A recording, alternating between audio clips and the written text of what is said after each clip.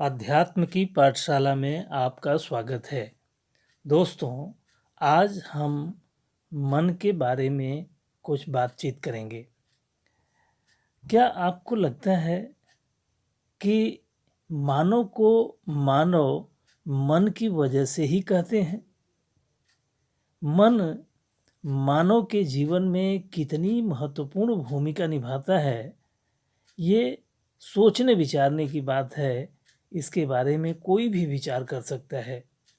फिर भी हम चाहते हैं कि हम मन की कुछ बात करें, मन के बारे में कुछ बात करें। मन को जरूर जानना चाहिए। मन रूपी ब्रह्म को जानने की साधना करनी चाहिए।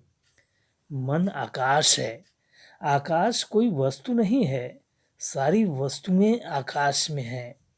मन भी कोई वस्तु नहीं है, लेकिन सब कुछ मन में ही है। यानी मन और आकाश की कोई भौतिक सत्ता नहीं है, फिर भी सारी भौतिक सत्ताएं मन और आकाश में ही हैं। मानव मन को साधने का प्रयास करता है। क्या यह संभव है? यह तो वही हुआ जैसे कि कोई पदार्थ आकाश को साधने का प्रयास करे। मानव मन को नियंत्रित करने का प्रयास करता है। वह मन को वश में करने का प्रयास करता है। ये तो वही हुआ जैसे कि हवा आकाश को उड़ा देने का प्रयास करे, या जल आकाश को बहा देने का प्रयास करे, या अग्नि आकाश को जला देना चाहे। जिस प्रकार हवा, जल या अग्नि आकाश को नियंत्रित या वश में नहीं कर सकते, उसी तरह मानव मन को नियंत्रित या वश में नहीं कर सकता। वास्तव में आकाश या मन को नियंत्रित करने या वश में करने जैसी कोई बात ही नहीं है। ऐसा केवल मानव ही करता है, क्योंकि केवल मानव ही भ्रम का शिकार है। केवल मानव ही भ्रम का शिकार इसलिए है क्योंकि केवल मानव को ही मन का बोध होता है। अन्य किसी जीव का मन उतना विकसित नहीं। भ्रमित मन की वजह से ही मानव मन को साधने का या नियंत्रित करने का या वश में करने का प्रयास करता है। भ्रमित मन ही स्वार्थ, लोभ, मोह इत्यादि का कारण बनता है। भ्रमित मन की वजह से ही मानव अपने लिए सर्वोत्तम की तलाश करता है, धनवान बनना चाहता है, ऊंचे से ऊंचे पद पाना चाहता है, बड़ी से बड़ी प्रतिष्ठा पाना चाहता है। प्रश्न हो सकता है कि ऐसा चाहने में बुराई क्या है? मान लेते हैं कि कोई बुराई नहीं है। मानव मन इतना तो चाहेगा ही। मानव मन को इतना तो चाहना ही चाहिए। लेकिन इसी चाह की वजह से, विशेषकर अति चाह की वजह से, लालच का, और लालच के पूरा होने से अहंकार का, लालच अपूर्ण होने से कुंठा, निराशा, हताशा और क्रोध का उदय होता है। ये चाह ही भय का और संघर्ष का और युद्ध का कारण बन जाता है। तो क्या मनुष्य को चाहना नहीं चाहिए? सवाल न चाहने का नहीं है, सवाल चाहने का भी नहीं है। मन की वजह से ही तो इस जीव को मानव कहा जाता है। तो मानव का मन तो चाहेगा ही। इतिहास गवाह है कि मानव का मन जैसे जैसे विकसित होता गया, वैसे वैसे मानव के संघर्ष बढ़ते गए। विकसित मन ने विज्ञान और तकनीक को विकसित किया, तो विकसित मन के संघर्ष का, भय का, सुरक्षा का और युद्ध का दायरा भी कितना विकसित हो गया। विकसित मन जितने ही सुख और सुविधाओं के साधन जुटा रहा है, क्या उतने ही संघर्ष और भय के साधन नहीं जुट रहे हैं? फिर भी यह होगा, यह होता ही रहेगा। वस्तुतः यही विकसित मन ही भ्रम का कारण है, और इसी भ्रमित मन की वजह से हम मन को नियंत्रित करने का या वश में करने का प्रयास करते हैं। मन को नियंत्रित करने का प्रयास करने के बजाय मानव को मन को जानने का प्रयास करना चाहिए। देखिए, ये तो सच है कि मन नहीं है, फिर भी मन की सत्ता है। मन की आभासीय सत्ता है। मन वो महान आकाश है जिसमें विचारों के तूफान लगातार चलते रहते हैं। अब आप हवा को पकड़ तो सकते नहीं, हवा का होना ही तो आपका होना है। हवा ही तो वो समीर है जो शीतल, मंद और सुगंध से भरपूर होकर आपकी आत्मा को आनंद विभोर कर देता है। हवा ही तो वो पवन है जो आपके चारों तरफ व्याप्त होकर वातावरण को सुरम्य बनाकर तन मन को प्रफुल्लित कर देता है। हवा ही तो वो आंधी और तूफान है जो सर्वत्र हाहाकार मचा देता है। और सबसे बड़ी बात कि हवा ही तो वो प्राण है जो जीवन का आधार है। आप हवा के होने के लिए जिम्मेदार नहीं हैं, आपके होने के लिए हवा जिम्मेदार है। हाँ, हवा के साथ अनुकूलन बनाए रखने का आप प्रयास कर सकते हैं, करते भी हैं, और पूरी सजगता के साथ करना भी चाहिए। ध्यान रहे कि आपका मन आपका आकाश है, आपका विचार हवा है, आपकी सोच आपके विचार का वाहक है। सोच के साथ साथ आपके विचार चलते हैं। धीमी सोच हो तो विचार धीमे चलते हैं, तेज सोच हो तो विचार तेज चलते हैं। आपको जांचना है कि आपके विचार समीर हैं, पवन हैं या फिर आंधी और तूफान हैं। अगर मन में विचारों के तूफान हाहाकार मचाए हों तो जीवन में शांति कैसे आ सकती है। अगर मन के विचार दिशाहीन और लक्ष्यहीन होकर इधर उधर भटक रहे हों तो जीवन में शांति और संतुलन का प्रवेश कैसे हो सकता है। तो विचारों को, न कि मन को, संतुलित और लक्ष्यपूर्ण बनाने का प्रयास करना चाहिए। ध्यान रहे, हमें विचारों को संतुलित करने का प्रयास करना चाहिए, लेकिन हम मन को संतुलित करने, नियंत्रित करने और वश में करने की बात सुनते हैं। शास्त्रों में भी मन को बेलगाम घोड़े की संज्ञा दी गई है। गीता में कहा गया है कि मन को वश में करना अत्यधिक कठिन है पर असंभव नहीं है। और पतंजलि ने मन को ही बंधन और मोक्ष का कारण माना है। तो फिर मैं मन को साधने का प्रयास न करने की बात क्यों कर रहा हूं। अब हमें मन को और गहराई से समझने का प्रयास करना होगा। हमने मन को आकाश की संज्ञा दी है। वस्तुओं की उपस्थिति की वजह से ही आकाश का बोध होता है। विचारों की उपस्थिति की वजह से मन का बोध होता है। विचार पूर्वक देखिए, हमारे चारों तरफ वस्तुएं ही वस्तुएं हैं। छोटी से छोटी और बड़ी से बड़ी वस्तुएं हैं। सबका अपना अपना आकाश है। आकाश अंदर भी है, आकाश बाहर भी है। जैसे घड़े के अंदर भी आकाश है और घड़े के बाहर भी आकाश है। हर चीज वस्तु है, जिसका भी आकार प्रकार है वह वस्तु है। जीव भी वस्तु है। जीव रूपी वस्तु को शरीर कहते हैं। नदी, पहाड़, ग्रह, नक्षत्र, तारे, सितारे सभी अलग अलग प्रकार की, अलग अलग स्वरूप की वस्तुएं ही हैं। सभी के अंदर और बाहर आकाश है। सोचिए कि सारी वस्तुएं अगर न हों तो आकाश का बोध कौन करेगा। तो आकाश के मायने क्या होगा। तो चीजों के होने की वजह से ही आकाश का बोध होता है। उसी तरह घटनाओं के घटित होने की वजह से मन का बोध होता है। मानव अनेकों प्रकार की छोटी बड़ी घटनाओं से संबंधित होता रहता है।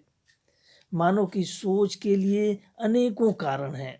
एक सामाजिक प्राणी होने की वजह से मानव को रिश्ते, नाते, मान, मर्यादा, अपमान, सम्मान, पद, प्रतिष्ठा, परिवार, समाज इत्यादि से संबंधित अनेकानेक शुभ अशुभ, प्रिय अप्रिय और सकारात्मक नकारात्मक विचारों का सामना करना पड़ता है। एक राजनीतिक प्राणी होने की वजह से उसे अनेक प्रकार की योजनाओं, परियोजनाओं और चालबाजियों से संबंधित विचारों का सामना करना पड़ता है। मानव के पास अमीरी, गरीबी, घर, मकान, दौलत, संपदा, खेत खलिहान, खेती, व्यापार, रोजगार, घाटा, मुनाफा इत्यादि से संबंधित विचार होते हैं। कह सकते हैं कि मानव मन वो महासागर है जिसमें विचारों की तरंगें कभी रुकने का नाम ही नहीं लेती। तो मन को समझने के क्रम में हम कह सकते हैं कि मन दो तरह का होता है, एक लौकिक मन और दूसरा अलौकिक मन। पहले हम लौकिक मन की बात करते हैं। लौकिक मन वह है जो मानव की प्रत्येक गतिविधि से जुड़ा होता है। लौकिक मन मानव के प्रत्येक विचार से, प्रत्येक सोच से प्रभावित होता है। यह प्रसन्न होता है, दुखी होता है, ईर्ष्या करता है, द्वेष करता है। लौकिक मन में ही प्रतिकार का भाव उठता है, बदला लेने की भावना इसी मन में उठती है। मानव का लौकिक मन वह आकाश है जिसमें उसके विचारों की ऊर्जा निरंतर गतिशील रहती है। हम जानते हैं कि ऊर्जा का कभी क्षय नहीं होता। इस तरह से मानव के सोच विचार की ऊर्जा का भी कभी क्षय नहीं होता। हम यह भी जानते हैं कि अधिक चुंबकत्व शक्ति की तरफ ऊर्जा का आकर्षण होता है। मानव के सोच में चुंबकत्व शक्ति या आकर्षण शक्ति होती है। वह अपने सोच विचार की शक्ति को घटा बढ़ा सकता है। उसके न चाहने से भी विचार की शक्ति अन्य अनेक कारणों की वजह से घटती बढ़ती रहती है। यह चुंबकत्व की शक्ति मानव के लिए बहुत बड़ी प्राकृतिक शक्ति है। इसे ईश्वरीय शक्ति या फिर दैवीय शक्ति कह सकते हैं। इसी शक्ति से मानव में कल्पना शक्ति का अद्वितीय विकास हुआ है। इसी शक्ति से मानव सृजनशील बना है। इस शक्ति का प्रयोग करके मानव अपने बिखरे विचारों की ऊर्जा को एक सूत्र में पिरोकर असीम एकाग्रता शक्ति अर्जित कर सकता है और अपने वांछित लक्ष्य की प्राप्ति कर सकता है। यह शक्ति पूर्णतया निरपेक्ष होती है। इस शक्ति का सकारात्मक या नकारात्मक प्रयोग मानव के स्वयं के सोच विचार पर निर्भर होता है। जैसे वैज्ञानिकों ने आणविक शक्ति का अर्जन सकारात्मक प्रयोग के लिए किया, लेकिन कुछ नकारात्मक प्रवृत्ति वाले तानाशाहों ने इस शक्ति का प्रयोग नागासाकी और हिरोशिमा जैसे नगरों को बर्बाद करने के रूप में किया। इसमें शक्ति का नहीं, प्रवृत्ति का दोष होता है। चुंबकत्व की शक्ति की साधना करने से स्मरण शक्ति में अद्भुत विकास होता है। ध्यान रहे, चुंबकत्व की इस शक्ति की साधना करने से स्मरण शक्ति में यानी याददाश्त की शक्ति में अद्भुत विकास होता है। स्मृति तीव्र होती है, बुद्धि की कुशाग्रता बढ़ती है, विवेक जागृत होता है, ज्ञान विशुद्ध होता है, लक्ष्य की प्राप्ति सरल और सहज हो जाती है। इस शक्ति को जागृत करने से भौतिक जगत की कोई भी उपलब्धि आपके लिए अप्राप्य नहीं रह जाती। समृद्धि आपके इर्द गिर्द होती है और सफलता आपके चरणों में बिछ जाती है। सकारात्मकता, दृढ़ संकल्प और निरंतरता इस शक्ति को प्राप्त करने के लिए अनिवार्य होते हैं। इस शक्ति की साधना का सबसे संतोषजनक परिणाम यह होता है कि साधक में तनाव, अवसाद और नकारात्मकता के तो नामो निशान तक नहीं रह जाते। पूर्ण मानसिक और शारीरिक स्वास्थ्य आपको उपहार में प्राप्त होता है। मन आनंद से ओतप्रोत रहता है, आत्मा शांति में लवलीन रहती है और प्रसन्नता के फूल की मनोहारी सुगंध सर्वदा और सर्वत्र बिखरती रहती है। इसी लौकिक मन की लीला का नर्तन प्रत्येक मानव में चल रहा है। इसी लौकिक मन को साधने की, नियंत्रित करने की या वश में करने की बात की जाती है, क्योंकि यही मन लालच, कामना और कल्पना में बहकर मानव से अशोभनीय कृत्य करवाता है। वास्तव में लौकिक मन को नियंत्रित करने की साधना भी विचारों को ही नियंत्रित करने की साधना है। इसके लिए सजगता की सबसे पहले आवश्यकता होती है। सजगता का तात्पर्य होश से है।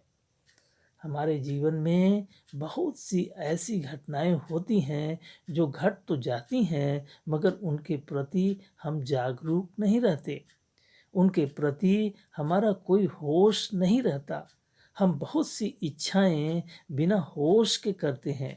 बिना होश के करते हैं का मतलब यह नहीं कि हम बेहोश होकर करते हैं। इसका मतलब यही है कि इच्छा करते समय हम विचार नहीं करते, अपनी रुचि, अपनी आवश्यकता और अपनी क्षमता का ख्याल नहीं करते। कोई काम दोस्त कर रहे हैं तो हम भी कर लें, कोई काम के लिए माता पिता या रिश्तेदार कह रहे हैं तो कर लें, या कोई काम करके पड़ोसी ने बड़ा पैसा कमा लिया तो हम भी कर लें। ऐसी इच्छा बाहरी इच्छा है, थोपी गई इच्छा है, बलपूर्वक, प्रेम पूर्वक, ईर्ष्या पूर्वक या लालच पूर्वक थोपी गई इच्छा है, स्वतः उद्भूत नहीं है। ऐसी इच्छा में स्व जागृति नहीं है। ऐसी इच्छा की पूर्ति होने पर घमंड होता है, पूर्ति न होने पर क्रोध होता है। दूसरे की इच्छा पूरी हो, अपनी न हो तो ईर्ष्या होती है। यानी थोपी गई इच्छा के आदि से अंत तक के प्रत्येक चरण में नकारात्मकता ही नकारात्मकता होती है, और स्वतः उद्भूत इच्छा के द्वारा सकारात्मकता और प्रसन्नता की ही प्राप्ति होती है। बेहोश का एक अर्थ होता है बिना होश के, और दूसरा अर्थ है मूर्छा।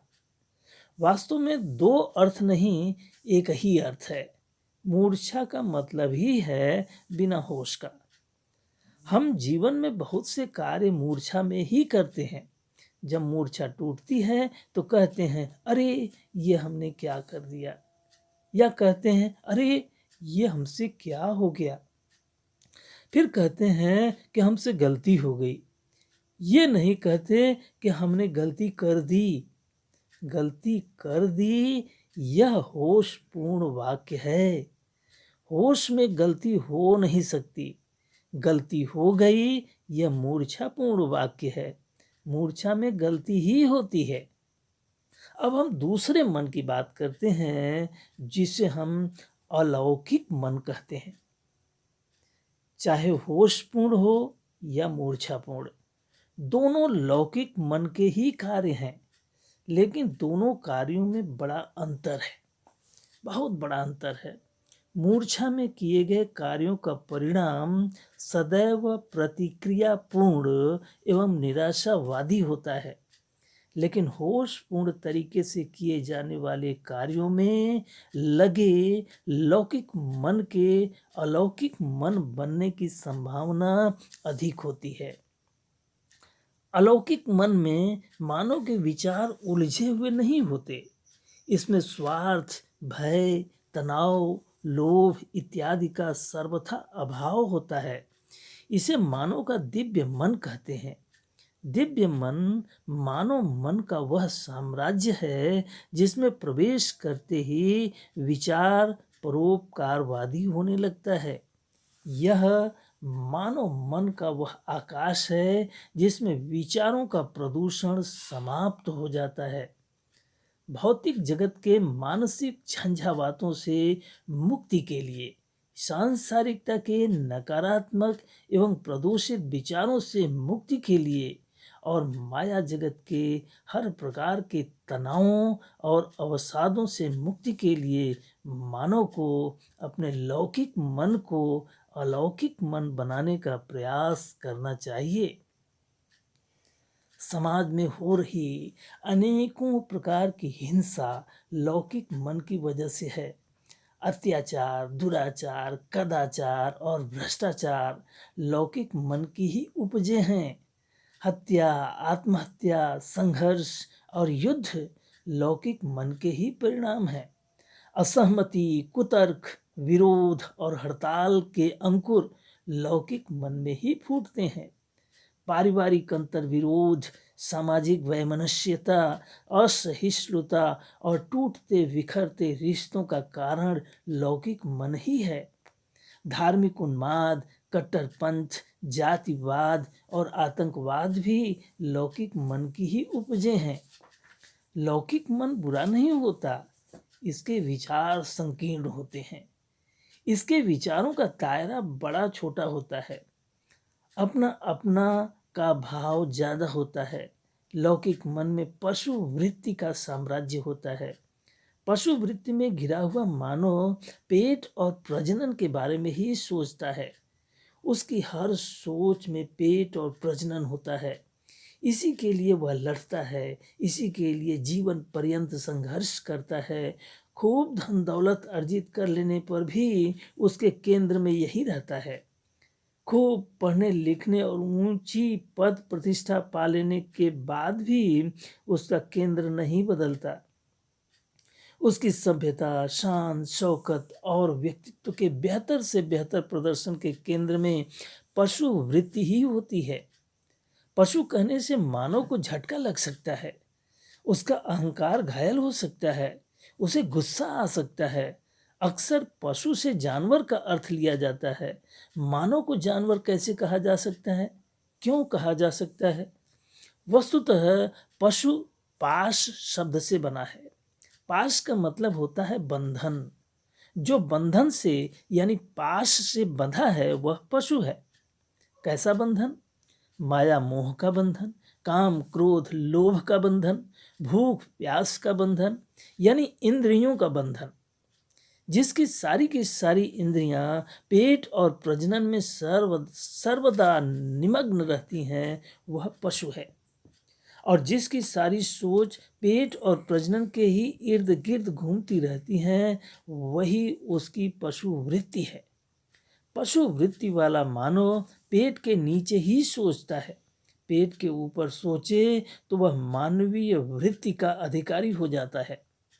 मानव के समाज में जितने भी संघर्ष हैं पशु वृत्ति के कारण हैं। पशु वृत्ति से मानवीय वृत्ति की ओर अग्रसर होना मानव का विकास है। पेट के ऊपर के बारे में सोचना विकासवादी सोच है। पेट के ऊपर होता है हृदय, हृदय में होता है प्रेम, संवेदनाएं और भावनाएं। पशु के लिए पेट प्रमुख है, मानव के लिए हृदय प्रमुख है। मानव का एक भाव जगत होता है जो वास्तव में होता नहीं लेकिन होता है बहुत महत्वपूर्ण। भाव जगत में ही मानव ने देवी देवताओं की प्राण प्रतिष्ठा की है। संस्कृति, सभ्यता और संस्कारों के संचालन की सुव्यवस्था की है और मानव तथा मानवीय मूल्यों को महत्वपूर्ण माना है। मानवता मानव जीवन का सार तत्व है। मानवता का भाव मानव मन को अलौकिक बना देता है।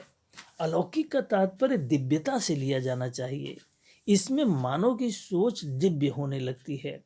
स्वार्थ का अभाव होने से लोकहित परम लक्ष्य बन जाता है।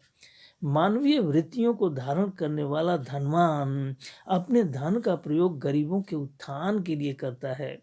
शक्तिमान अपनी शक्ति का प्रयोग कमजोरों और निर्बलों की सुरक्षा में करता है और ज्ञानी अपने ज्ञान के प्रकाश से अज्ञानता के अंधकार को मिटाने का प्रयास करता है।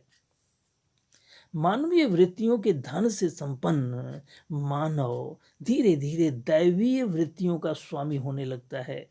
दैवीय वृत्ति में असमानता का भाव रह नहीं जाता है। अब उसकी सोच हृदय से भी ऊपर उठ जाती है।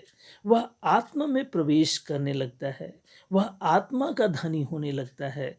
पहले भी आत्मा तो उसमें थी ही, लेकिन पेट की तरफ उन्मुख थी।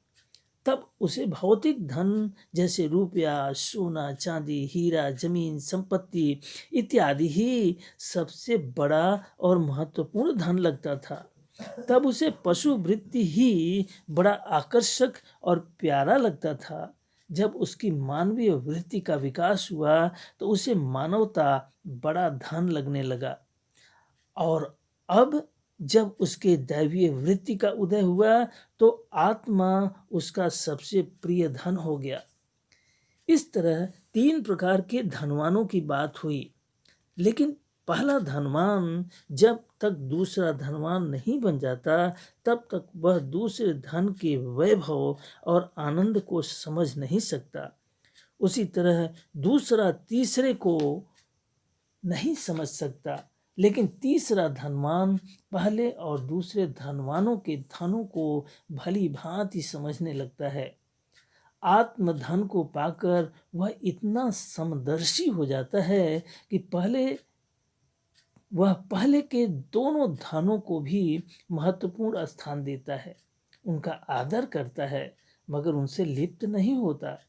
दैवीय वृत्ति वाला आत्मधनी मानव जानता है कि पेट के और प्रजनन की पूर्ति के बिना जीवन नहीं चल सकता और हृदय के प्रेम और भावना के बिना संस्कृति और सभ्यता आगे नहीं बढ़ सकती। लेकिन अब वह बहुत भली भांति समझने लगता है कि इनकी पूर्ति का मतलब स्वार्थ, हिंसा और अहंकार का भागी होना बिल्कुल नहीं होता है। दैवीय वृत्ति वाला मानव दैवीय संपदा का मालिक बन जाता है, वह देवता हो जाता है। देवता का मतलब जो दे सकता है, वह सर्वोत्तम को दे सकता है, वह सर्वोत्तम को देता है, फिर भी उसका सर्वोत्तम तनिक भी कम नहीं होता। आत्म संपदा ही मानव की दैवीय संपदा होती है, यानी दैवीय संपदा वाला मानव ही देवता हो जाता है। अब वह देवता आत्म का ज्ञान देता है, आत्म का धन देता है और आत्म का प्रकाश देता है।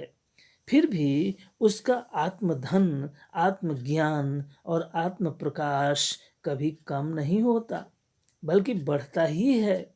जितना देता है उतना ही बढ़ता है, इतना बढ़ता है कि उसकी आत्म परम इतना बढ़ता जाता है उसका आत्मधन कि आत्म परमात्मा हो जाता है। उसकी आत्मा परमात्मा हो जाती है, वह परमात्मा हो जाता है। तो मन की साधना का मतलब विचारों की साधना से ही है। विचारों को अनुशासित, उन्नतिशील और संशोधित करने से है। विचारों की इसी पुंज को मन की संज्ञा दी गई है। इसी मन को साधने की, नियंत्रित करने की और वश में करने की बात की जाती है। यह आवश्यक है क्योंकि अनियंत्रित मन ही बेलगाम घोड़ा होता है और अपने ही सवार को घोर संकट में डाल देता है। और शोधित मन कुंठा का कारण बनता है, क्रोधी मन होता है और अहंकारी और ईर्ष्यालु मन होता है। यह धीरे धीरे इतना विकृत मन हो जाता है कि पूरे जीवन को नकारात्मकता, तनाव और अवसाद से ग्रसित कर देता है। विकृत मन ही शारीरिक और मानसिक बीमारियों का कारण होता है। विकृत मन समाज का कोढ़ होता है, संस्कृति और समाज का घुन होता है और मानवता का दुश्मन होता है। इस मन की कठोर साधना करनी ही चाहिए। यह लौकिक मन है, इसे अलौकिक मन बनाने का प्रयास करना ही चाहिए। इसे दिव्य मन बनाने की साधना करनी ही चाहिए। इस साधना के उपायों को सीखकर कोई भी मन अलौकिक हो सकता है। दिव्य मन मानवता का सुगंधित पुष्प होता है, अपनी दिव्य सुगंध से पूरी मानवता को सुवासित करता रहता है। फिर इसका अवसान काल आता है, दिव्य मन अमन हो जाता है, मन की दिव्य गंध अमर हो जाती है। अध्यात्म की पाठशाला में हम इसी तरह से अलौकिक शक्तियों के बारे में जानेंगे, सीखेंगे और निरंतर दिव्य बनने की कोशिश करते रहेंगे। धन्यवाद।